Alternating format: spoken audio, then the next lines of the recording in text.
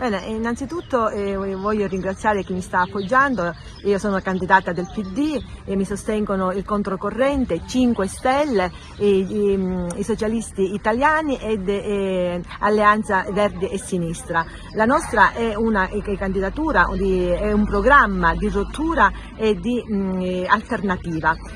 Immaginiamo che Raffadali, dopo una stasi di 20 anni in cui abbiamo avuto sempre le stesse logiche, le stesse persone, lo stesso modo di agire e di amministrare, prospettiamo un modello diverso, volti nuovi, è un progetto alternativo. Quello che vogliamo è una Raffadali pulita, una Raffadali sicura, e promettiamo competenza, conoscenza, trasparenza, coraggio e ascolto. Ecco, abbiamo una visione di Raffadali in cui la casa comunale diventa la casa di tutti, in cui i cittadini si sentano protagonisti per l'affermazione dei diritti della cittadinanza e per promuovere la partecipazione sociale. Nel nostro programma vengono trattati tutta una serie di argomenti, ma quelli che mi stanno più a cuore sono quelli delle fasce più deboli, delle persone più fragili. Noi infatti poniamo l'attenzione agli anziani, poniamo l'attenzione alle persone con disabilità,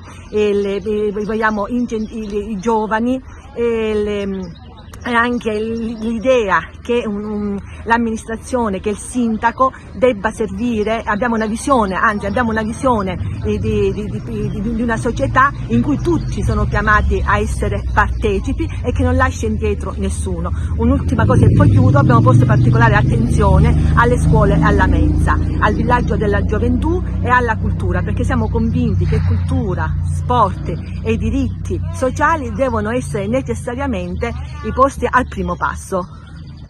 Io sono candidata in quanto, l'ho detto anche nei miei precedenti comunicati, sono una professionista, sono un'avvocata, sono un dirigente di partito, già consigliere comunale, attuale segretario del Partito Democratico. Mi sono candidata perché penso che Raffadali abbia bisogno di aprire un nuovo capitolo, una nuova pagina, e penso che noi io con la mia squadra sia di consiglieri sia di assessori,